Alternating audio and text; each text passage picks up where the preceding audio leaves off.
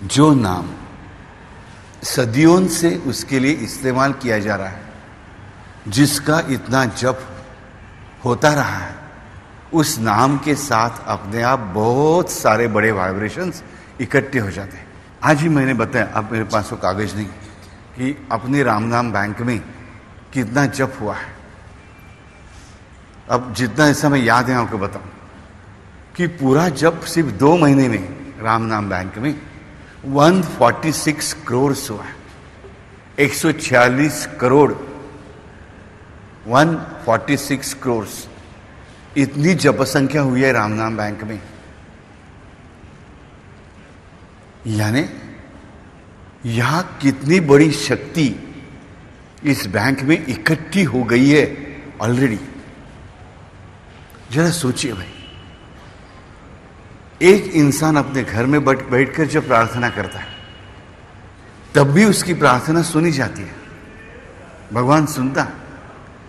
जब यहां इतना बड़ा जप, इतनी बड़ी मात्रा में लोग कर रहे हैं, वो एक जगह में केंद्रित हो रहा है, उससे एक बैंक बन रही है, यानी वहां कितने बड़े वाइब्रेशन का कंटिन्यूस स्रोत होगा। सुंदर कांड में एक श्लोक आता है, सजल मूल जिन सरितन नाही, बरसी गए पुनि तब ही सुखाई। सजल मूल जिन सरितन नाही, जिस नदी का मूल ही सजल नहीं है, यानी सिर्फ बरसात के दिनों में जब उसे पानी आता है तो पानी आता है। कि गंगा कैसी है? हिमालय से उगती है, हिमालय में बर्फ ही बर्फ है। जब वर्षा ऋतु है तो बरसात का पानी आ रहा है, जब वर्षा ऋतु नहीं है तब धूप के कारण बर्फ जो है पिघलता है और पानी बहता है। यानी ये तो गंगा बहती रहती है, बरसात होए या न होए, कभी वह सूखा अकाल नहीं होता गंगा के प्रदेश में। वैसे ही जो नाम जिसका जप करोड़ों भक्त, ऐसी 146 करोड़ जैसी संख्या में किया जाता है, सदियों से किया जाता है, तो उसकी एक अपनी स्पेस होती है। आजकल के हम सभी लोग जानते हैं मोबाइल फोन क्या होता है, राइट? उसका टेक्निक हम लोग नहीं जानते होंगे, लेकिन हम जानते हैं कि मोबाइल फोन लोग कैसे इस्तेमाल करते हैं। तो उसकी कोई वायर नहीं होती, कोई अटैच करने की जरूरत नहीं होती, और कहाँ भी हम लेकर घूम सकते हैं, रोम फ्री।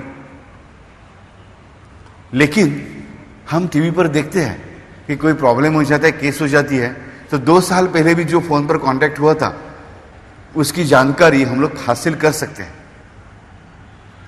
कैसे कंप्यूटर होता है आजकल हमारे पास, कंप्यूटर में इंटरनेट रहता है।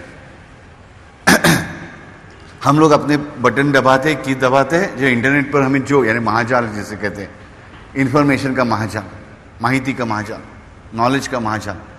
अगर जो भी हम बटन दबाते हैं, जो शब्द हम फीड करते हैं, उसके अनुसार जो साइट्स है, यानी नॉलेज जो हमें प्राप्त होता है स्क्रीन पर। तो ये मोबाइल फोन पर हम जो बात करते हैं, ये सारी बातें और ये इंटरनेट की जो सारी चीजें हैं, क्या वो हमारे कंप्यूटर के उस खोखे में रहती है, मोबाइल के इतने छोटे से पीस में रहती है? नहीं। That is called as electronic space. Electronic space होती है। आप बताइए इलेक्ट्रॉनिक स्पेस कहां है? Can you define it with borders? कि 20 माइल लंबी और 15 माइल्स की ब्रेड्थ की ऐसी एक स्पेस है, इस जगह में है, जिसे इलेक्ट्रॉनिक स्पेस कहते हैं? नहीं, we can not, but it is there.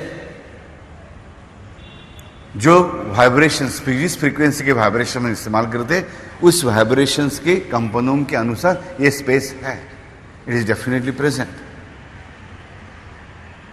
वैसे हमें जानना चाहिए कि जो शब्द हम उच्चारते हैं या मन में जिस पवित्र शब्द का उच्चारण करते हैं, उनकी भी एक स्पेस होती है, which is beyond electronic space. Electronic space तो मनुष्य के बस की बात होती है कि भगवान का नाम जो है, भगवत भक्ति जो है, उसकी भी एक स्पेस होती है। और ये इलेक्ट्रॉनिक भी नहीं, इलेक्ट्रोमैग्नेटिक फील्ड के भी बियॉन्ड होती है। इलेक्ट्रॉनिक से सूक्ष्म क्या है? तो इलेक्ट्रोमैग्नेटिक फील्ड। इलेक्ट्रोमैग्नेटिक यानी विद्युत चुंबकीय शक्ति क्या है? Surya Prakash. Surya Prakash is what? Electromagnetic waves, विद्युत चुंबकीय शक्ति। प्रकाश को सूर्य से निकलकर पृथ्वी तक आने के लिए किसी माध्यम की आवश्यकता नहीं है, लेकिन ध्वनि क्यों है? सिर्फ इलेक्ट्रॉनिक करंट्स के लिए है, इलेक्ट्रिक करंट्स के लिए माध्यम की आवश्यकता है। लेकिन सूरज का प्रकाश इतने दूरी से निकलकर हम तक पहुंचता है किसी माध्यम के बिना, इवन ट्रैवलिंग थ्रू वैक्यूम, निर्वात प्रदेश से भी आप पहुंचता है। यानी इलेक्ट्रॉनिक से भी इलेक्ट्रोमैग्नेटिक फील्ड इज बहुत सूक्ष्म है, अधिकतर सूक्ष्म है, और उस सूर्य प्रकाश से भी ज्यादा सूक्ष्म होता है ये भगवान का नाम। और हमारे मन में जो भक्ति है, जो भगवान के प्रति श्रद्धा है, वो और भी सूक्ष्म है।